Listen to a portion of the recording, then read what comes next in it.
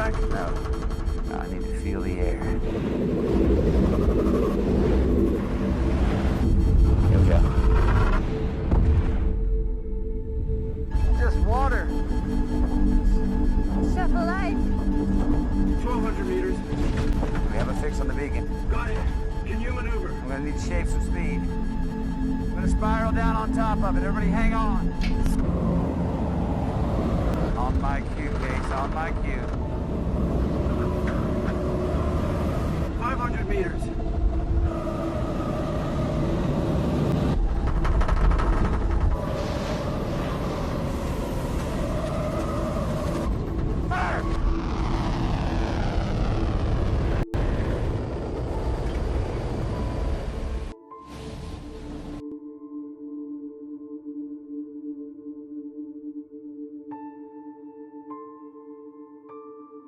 Kedarnath temple is situated in Uttarakhand, India. Is dedicated to Lord Shiva Enki. Nobody knows who and when it was built. But the popular belief was it was built by Pandavas. The temple, at a height of 3,583 meters, 11,755 feet, 223 kilometers from Rishikesh. On the shores of Mandakini River, a tributary of Ganga, is a stone edifice of unknown date. It is not certain who built the original Kedarnath temple and when. The name Kedarnath means the Lord of the Field. It derives from the Sanskrit words Kedara meaning field and Natha meaning Lord. According to a theological account, the god Shiva agreed to dwell here at the request of Naranarayana. After the Kurukshetra war, the Pandava brothers came here to meet Shiva on the advice of the sage Vyasa because they wanted to seek forgiveness for killing their kin during the war. However, Shiva did not want to forgive them. Finally, when Lord Shiva was pleased with Pandava's devotion, he forgave them. Pandavas then built a temple in honor of Lord Shiva Enki. Adi Shankaracharya set up 4 monasteries known as mathas in the north, south, east and west of India to be held by realized men who would be known as Shankaracharyas. They would take on the role of teacher and could be consulted by anyone with of a spiritual nature. The Bade Char Dam's spiritual centers in Shiva Dharma are located in Badrinath, Puri, Sringeri and Dwaraka. These 4 temples in my opinion were border markers. Border markers can also be markers through which a borderline runs in a straight line to determine that border.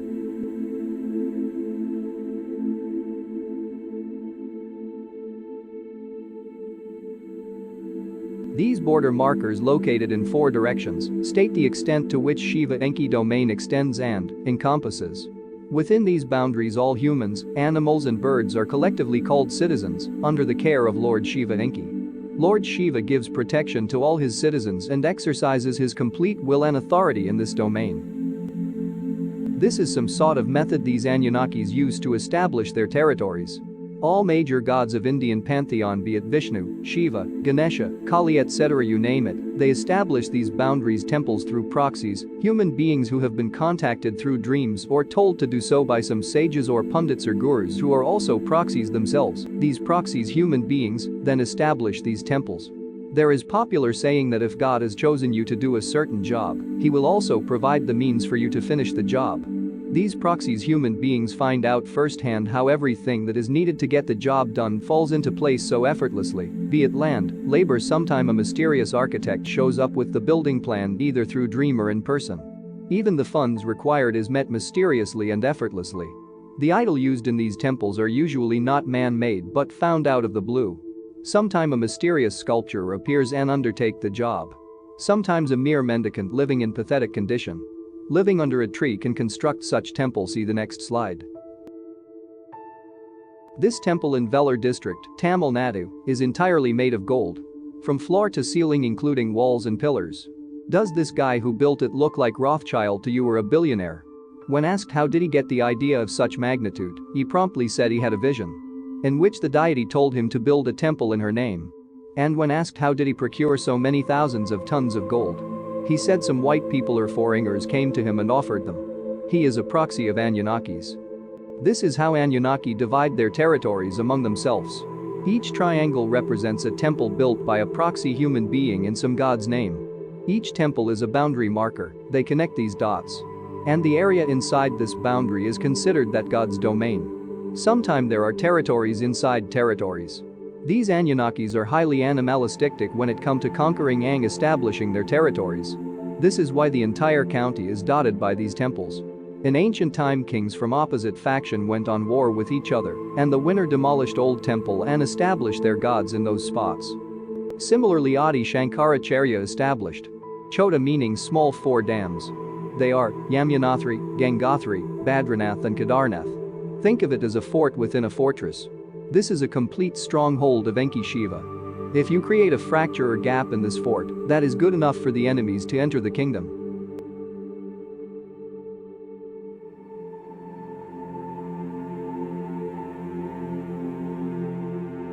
These two brothers are adversaries more than brothers. They have been at each other's throat from the beginning. Though they do not confront each other directly because they have the same father. They take up or resolve disputes through their human proxies, hence the wars we see around the globe. Though they themselves want peace sometimes. Their descendants and faction members are bitter enemies who would like to eliminate one another at any given instant. On June 16, 2013, an invasion was underway in Kedarnath. The invasion was carried out by the Enlilites to create a gap in the stronghold of Enkiites. Enlilites who control most of the nations on Earth. Both North and South America, much of Asia, Russia, and China. Enkiites control all of Africa, Middle East from Jordan to Pakistan. It is in India that these two factions have equal footing. So it was an attempt was made to shift the balance to one side by the Enlilites. The weapon of choice for this invasion by Enlilites was HARP technology. HARP meaning High Frequency Active Auroral Research Program. This is a secretive program run by the shadow governments under the guise of study of the ionosphere and atmosphere. This is widely debunked by leading investigating agency as a secretive weapon used to alter climate on Earth. Please do your own research on HARP technology to understand it better. How HARP works. The facility's transmitters send radio waves upwards into the ionosphere, BTN 100 to 350 kilometers in altitude. The resulting heating effect creates irregularities in electron density there. These radio waves can also be bounced or reflected off the ionosphere and directed to any spot on Earth with pinpoint accuracy. This type of technology can create intense weather patterns on the sea to create heavy to very heavy rainfall. This weapon can also create drought if directed on certain areas. This weapon can also create tsunamis and earthquakes from low to biblical proportions as needed. Such is the power of this weapon.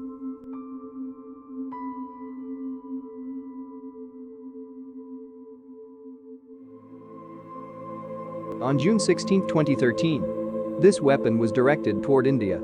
Its waves were concentrated on a small area in the north and India. The resulting heating effect created an extreme low pressure system, which started to draw the moisture from the Caspian Sea in west, Arabian Sea in the west and Bay of Bengal in the east. And the winds pushed these heavy moisture-laden clouds toward the Himalayas. As these moisture-laden clouds reached the Himalayas, they started to rise in altitude, which resulted in condensation of moisture. But since there was an abnormal amount of moisture in the clouds, and all of it was raising at the same time in altitude simultaneously, a unique phenomenon occurred. Instead of releasing the moisture in form of rain in steady state, it dumped all the moisture at the same and within a short period of time. This phenomenon is called cloudburst. This is what occurred at Kedarnath in 2013. Kedarnath sits in the valley surrounded by high mountains on all sides. Rainwater so received on these mountains had no other direction to flow but towards Kedarnath, which sat smack in the path of flowing fury of water. All this rainwater was precisely collected in a lake called Chorabari Tal because it is situated on the mouth of Chorabari Bamak Glacier. This was the perfection of plan by the Enlilites. As this lake collected millions of tons of water, it was like a humongous boulder of water that could be hurled downstream. Combined with gravity, it was unstoppable and devastating. This is what Enlilites did after the lake was full. They burst its banks and sent millions of tons of water towards Kedarnath, which was a short distance away. It was like the hunter got to the closest point possible to shoot the victim, with no chance of escape or failure.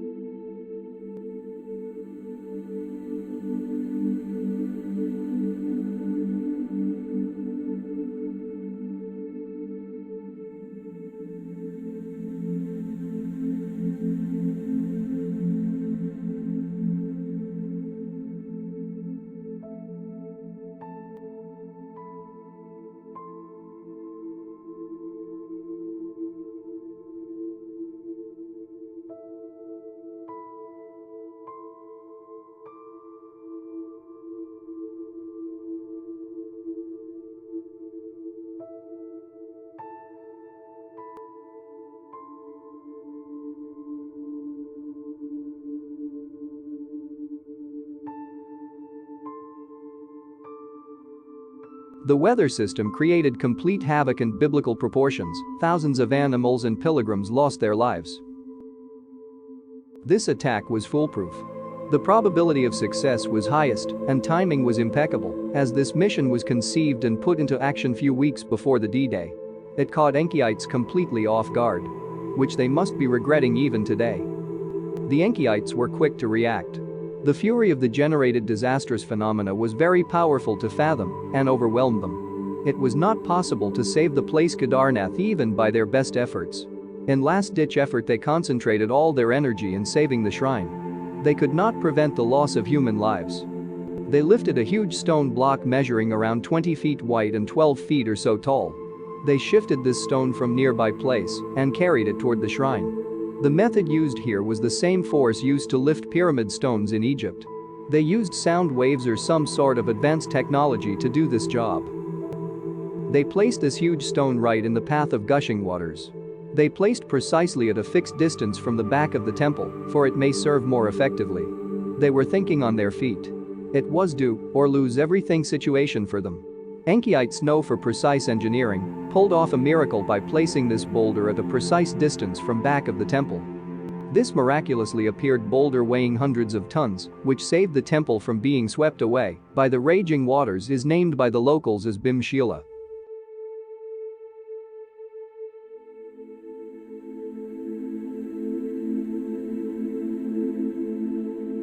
There was no way that this boulder, of such magnitude and weight, could roll down the mountains, pushed by the raging waters, not to mention its own weight, rolling downhill by gravity, could come and stop at that precise point without mow down everything on its path.